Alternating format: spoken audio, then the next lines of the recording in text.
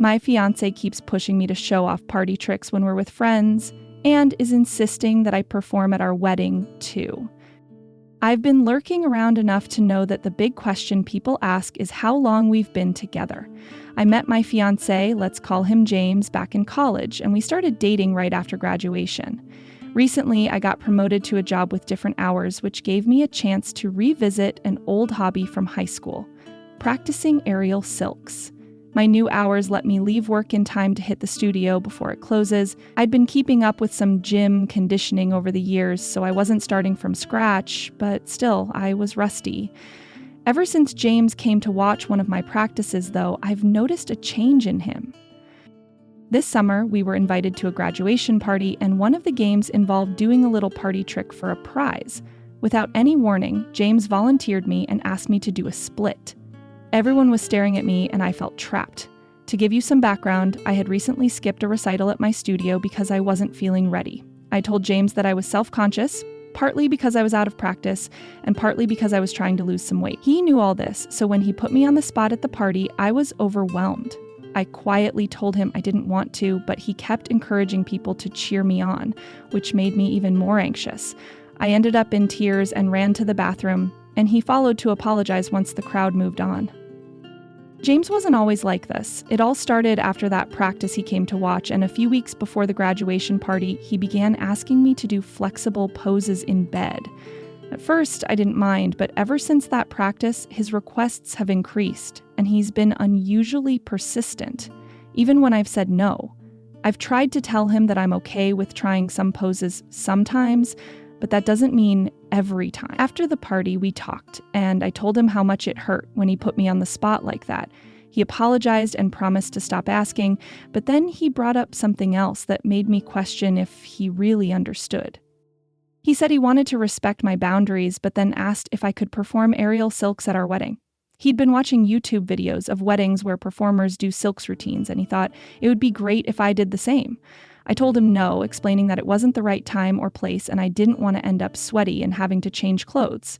Plus, those videos were of hired performers, not brides. I hadn't even told my family and friends I was back into silks because I wanted to build up my confidence first. But James kept pushing, saying it would help me overcome my fears. Even after I said no, he told me to think about it and that he'd keep asking. That really bothered me. I'm not ready, and he doesn't seem to get that. Since coming to my practice, he's been pushy about this whole performance idea, and it's turning me off. I just don't know how to move forward. He said he'd stop pushing for new poses in bed to give me space, but he also said sometimes we need a little push to get over our fears. I'm honestly thinking about calling things off because he won't back down about me performing, even after I said no multiple times. Edit. I'm really close to ending things. Our first serious talk was when I opened up about not feeling ready to perform at the studio recital. The second was after the graduation party, where he apologized and we discussed his behavior in bed. He promised to stop, and for a while he did. But now he's latched onto the wedding performance idea, saying it's for my own good, and he won't take no for an answer. He's even looked into renting a silks rig for the wedding, despite me telling him I'm not interested. That was my breaking point. After my post, I confronted James and laid it all out. I told him how he's changed since he saw my practice and how I've felt like an object ever since. I explained that after months of him ignoring my boundaries, I was done. But he said I was being unreasonable because he had given me the space I asked for. I told him I never asked for space, and then he tried to justify his behavior by asking what we'd do if our future kids never learned to step out of their comfort zones. I told him that was irrelevant. The real issue was that he ignored me repeatedly, and he accused me of being unfair. Then he dropped another bombshell.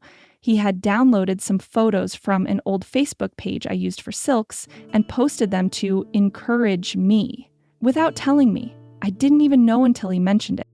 James said he wanted to encourage me, telling me I was better than I thought. And then he showed me an Instagram account I didn't know he had. It wasn't his main account. It was mostly for memes under a random name that didn't connect to him personally, but he said some of his friends followed it.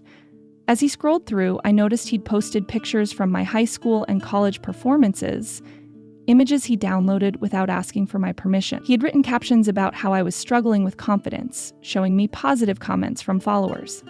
But there were also a few lewd comments from strangers that he quickly scrolled past, and I was upset because he never got my consent to post any of it. I'd been planning to share my Silk's comeback on my own social media after my first recital, but I hadn't even gotten there yet. Instead, he told people I was back at it, and said he wanted to show me these posts for encouragement closer to our wedding date. James argued that I was being unfair because this was a part of me that he found attractive, and he said I should be willing to do more in bed. I told him how he wasn't like this before I got back into Silks, but after seeing my practice, he's been a completely different person. He even admitted that he'd gotten off to some of the photos he posted, but said he'd rather do it with me. That was the last straw, especially knowing some of those pictures were from my high school days. Right now, I'm planning to move in temporarily with a girlfriend who's helping me out. Meanwhile, James, my ex-fiancé, has been making posts about how I'm unreasonable and upset with him for supporting me with Silks. He's been claiming that I'm projecting my insecurities onto him, conveniently leaving out all the pressure he put on me about sex and performing at our wedding. I asked him to take down the photos, but he flat out refused. It feels like a complete invasion of privacy. I spoke to my parents about everything, and while they were happy to hear I'd started Silks again, they were also really upset at James's behavior. My dad's especially angry and is trying to find a way to get the photos removed, though we're not sure how much can be done. My mom thinks that me getting back into Silks triggered something in him that was always there, because he knew I did it in the past. It's been overwhelming, and I've decided to take a break from Silks and possibly work for a while. I'm grateful to some aerialists and circus performers who reached out with advice, and sadly, they said it's not uncommon to encounter people who sexualize the art rather than appreciate the skills and hard work behind it. Hey everyone, just wanted to update and say that this community has been a great support. I'm hoping to get back into Silks soon, but it's been stressful since the breakup. James has been spiteful and still refuses to take down the photos. I reported some of the pictures he stole from my old circus Instagram, and my parents reported them too. Some got removed, but now he's posting the images on one of his meme Twitter accounts. He's even uploaded some photos I didn't know he had, probably from a downloader or screenshots he took. I made my circus Instagram private for now, even though I don't want it to be. It's meant for sharing my progress and sometimes serves as a resume for gigs. My dad suggested legal action for 2 reasons. One, because James posted photos of me when I was younger, including some with other kids in the background. And 2, because James admitted he was getting off to my pictures even after we broke up. That really messed with me, especially since he didn't say which age I was in the photos he used.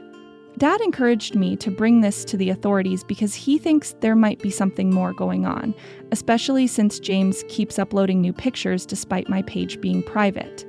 The reason I haven't done it right away is that my dad advised talking to a lawyer first, and I've been seeing a therapist as well. My therapist has been helping me sort through all this. I've hit a bit of a delay in going back to my Silk studio, not just because of the photos, but also due to the possibility of something darker at play. Some of my younger photos from high school also had other kids in them, and I'm considering reporting James not just for my peace of mind, but because it feels like the right thing to do. Dad's already spoken with a lawyer about the photos of me as a minor and the ones that include other kids. I just can't stand how some people like James sexualize everything and fail to see the art and effort behind it. He made a comment before I moved out saying the only reason people cheer when girls do splits and not other moves is because they're opening their legs. He's insulted me a lot since then, and it still makes me angry just thinking about it. I'm working with my therapist to move past all this, and I'm hoping to return to Silks sometime this year. I truly appreciate the support from this community and the advice from fellow aerialists. It's been a lifeline during this rough patch. Now, on to the next story. I'm a 17-year-old girl with celiac disease, but my new friend group thinks I'm anorexic and are planning to stage an intervention. A little background. My parents split when I was just a kid. I lived with my mom most of the year, but every summer I had to go stay with my dad. I dreaded going to my dad's place. Part of it was because he was stubborn and rude, always insisting things had to be his way. But there was something else too. Every time I went to his house, I'd get really sick. like violently ill. I'd have nausea, rashes, cramps, and as I got older, I even started missing my periods. Sorry if that's TMI. I went to see a doctor, but he told me it was probably all in my head, stress stuff, and suggested therapy. My dad didn't believe in therapy, said it was a waste of time, so he refused to take me. My mom managed to get me to a therapist a few times, but by then the symptoms had eased up, so it didn't seem to help much. One thing that really got on my nerves was my dad's diet.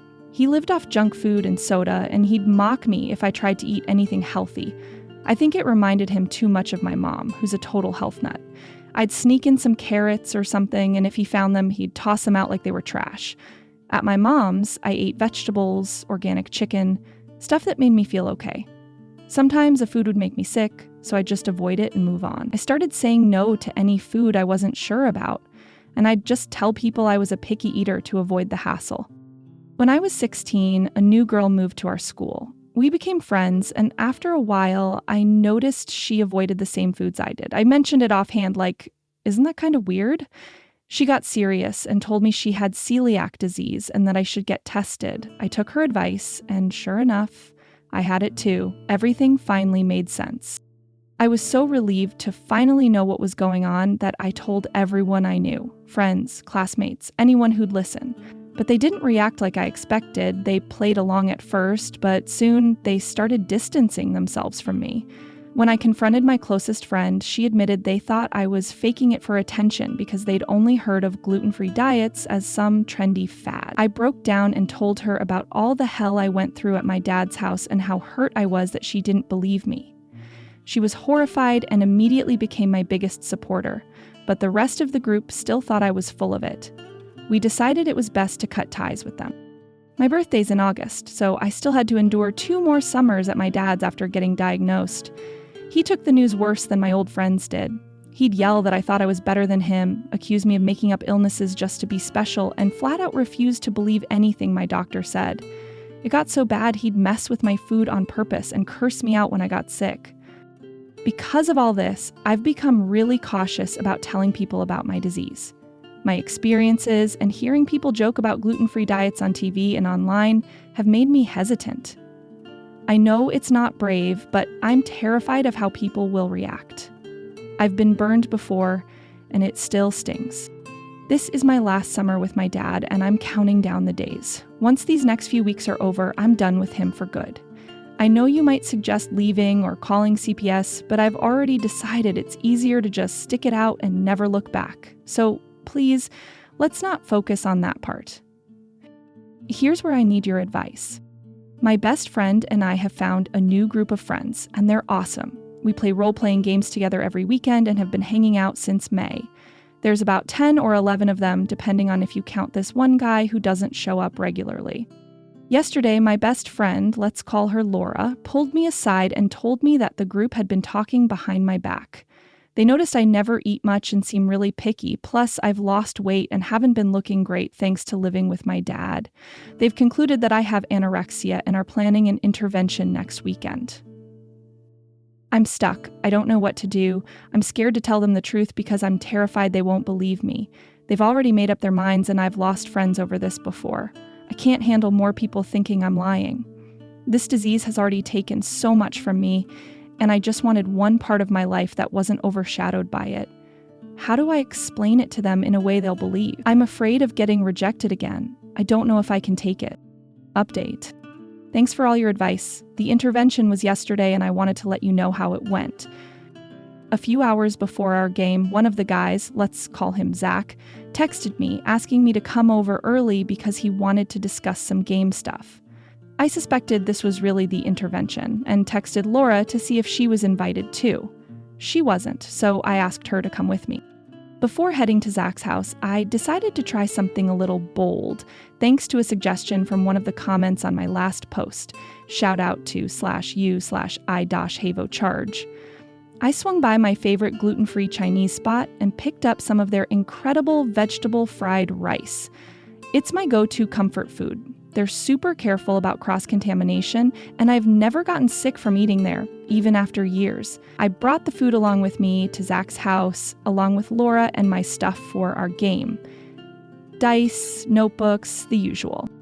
Zach looked surprised when he saw Laura with me. I asked him if it was an issue, saying that if we were going to chat about some of the game details, she should be involved because of her role. Sorry, I'm trying to avoid drowning you in game lingo. He hesitated but said it was fine. I then asked, "Mind if I eat while we talk? I missed lunch and I'm starving," and I pulled out my Chinese food. He said sure, but looked pretty uneasy, like he wasn't expecting it. As I started eating, Zach began his spiel. /you/health help celiac, I didn't actually ask you here to talk about game stuff. A few of us have noticed some things lately and we're worried. They kind of nominated me to bring it up. I just said, okay, and waited.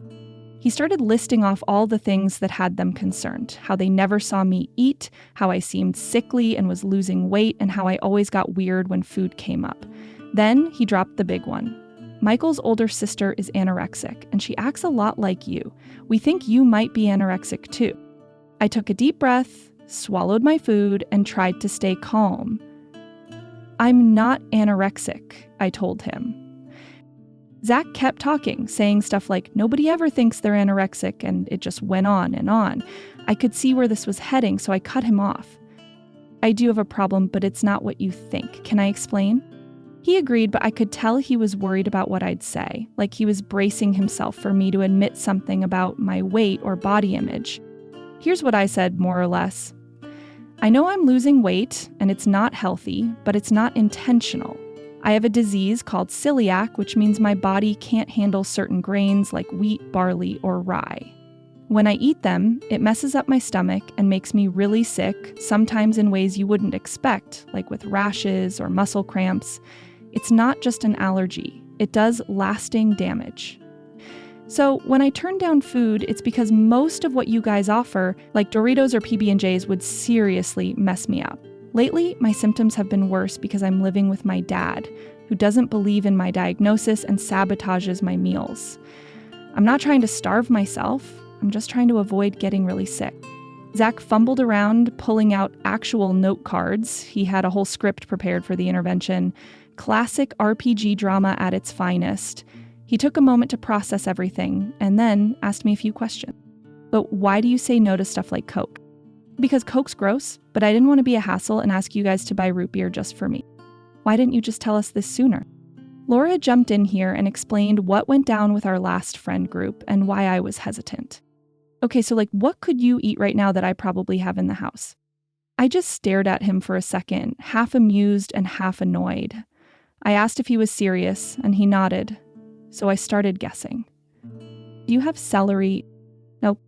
How about yogurt? Nope. Apple? Still no. Seriously? I said, frustrated. Finally, I asked, got any plain popcorn, like air-popped popcorn? That he had, so I ate some popcorn in front of him, and that seemed to convince him I wasn't lying. We awkwardly shifted back to game talk until the rest of the group started showing up. When Michael arrived, Zach pulled him aside for a chat, trying to be discreet, but not really succeeding. They kept looking my way, and I could hear bits of their conversation. Michael asked if I'd been defensive, and Zach shrugged and said, not really. To drive the point home, I just kept munching on my popcorn through the whole game. Later, Michael texted me, apologizing for jumping to conclusions and asking what snacks he could keep around that I'd actually eat. I'll be honest, I teared up a bit. I was so scared they'd kick me out, but instead they immediately moved to make things easier for me. They're good people. So yeah, it all worked out in the end. Sorry if that wasn't the dramatic ending you expected.